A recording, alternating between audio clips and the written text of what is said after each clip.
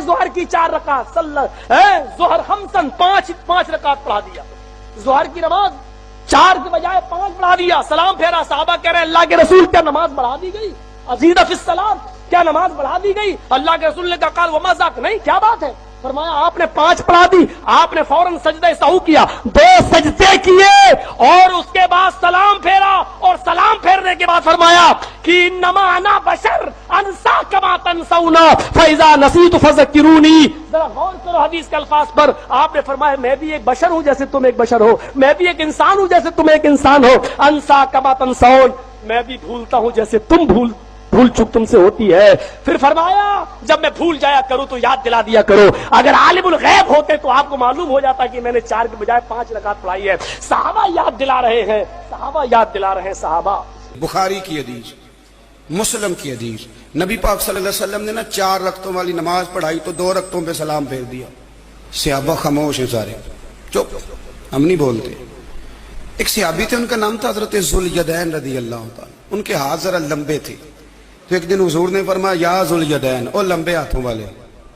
کوئی پوچھتا آپ کا نام کیا ہے تو کہتے نام وہی ہے جو نبی پاک نے رکھ دیا، 2 ہاتھوں والے نام پڑ گیا۔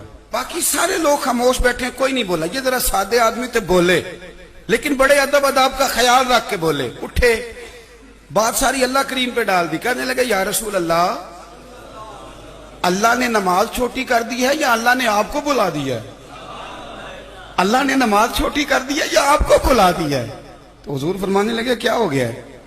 حضور مجھے لگتا ہے آپ نے 2 رکعتیں پڑھائی ہیں۔ نبی پاک نے فرمایا کیوں بھی ابو بکر کتنی پڑھائی ہیں؟ عرض کی حضور مجھے کوئی نہیں پتا،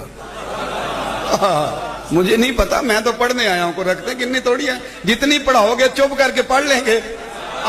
جھگڑے ہیں نبی کے بعد، نبی تک ہم سارے ایک ہیں، اور مذہب اسلام کی عزت پوشیدہ ہے رسول کی عزت میں۔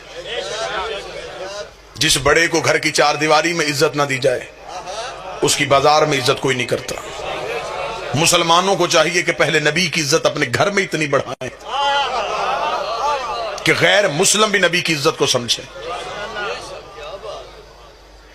آج ناموس رسالت کا بل پاس ہو، سب سے پہلے ہم شیعہ اس کی تائید کریں۔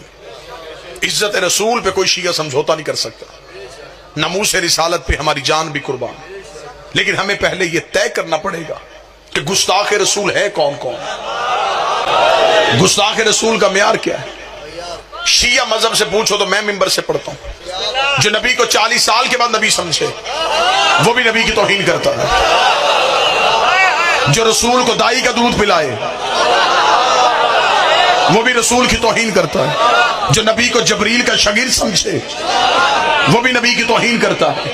ہر گستاخ رسول کو سزا ہونی چاہیے، چاہے وہ گھر کا ہو چاہے وہ باہر کا ہو۔ عزت رسالت پہ کوئی سمجھوتا نہیں۔ ہمارے عقیدے کے مطابق نبی پہلے دن سے نبی تھے، 40 سال تک چپ رہے۔ اگر کہتے میں نبی ہوں تو نبوت کا گواہ لاتے کہاں سے؟ جو قریب بیٹھو یہ زحمت فرما۔ اگر کہتے میں رسول ہوں تو رسالت کا گواہ کہاں سے لاتے؟ کیونکہ رسول نے آ کے یہ نہیں کہا کہ میں مکے میں آ کے نبی بنا ہوں۔ رسول کا اعلان ہے کنت نبیا آدم بین الماء والطین، میں اس وقت بھی نبی تھا جب آدم مٹی اور پانی کے درمیان تھا۔ گواہ وہ چاہیے تو جو سامنے کھڑا ہو کے کہے کنت ولیا آدم بین الماء والطین، میں اس وقت بھی ولی تھا جب تو نبی تھا۔ 40 سال تک چپ رہے صرف گواہی کی وجہ سے کہ علی آئے اور میری رسالت کی گواہی دے۔ جس کی گواہی دینے سے رسالت مکمل ہوتی ہے اس کی گواہی چھوڑنے سے تیری نماز کیسے مکمل ہو سکتی؟ رسول نے کہا کہ علی آئے اور میری گواہی دے۔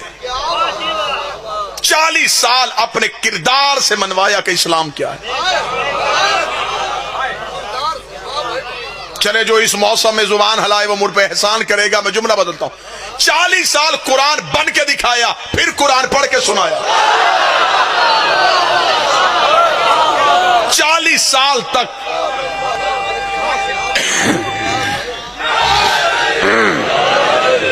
اپنے کردار سے اسلام کو منوایا کہ عرب کے وہ جاہل جو باپ کو باپ نہیں کہتے تھے،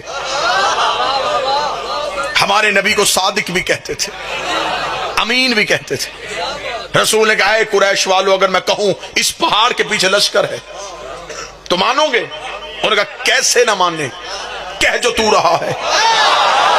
رسول نے کہا اگر جاؤ تو لشکر نہ ملے پھر تمہارا عقیدہ میرے بارے میں کیا ہے؟ انہوں نے کہا عبداللہ کا بیٹا ہم تیرا کلمہ نہیں پڑھتے، لیکن اگر پہاڑ کے پیچھے لشکر نہ ہوا تو ہمارا عقیدہ یہ ہوگا ہماری آنکھیں اندھی ہو گئی، تو سچا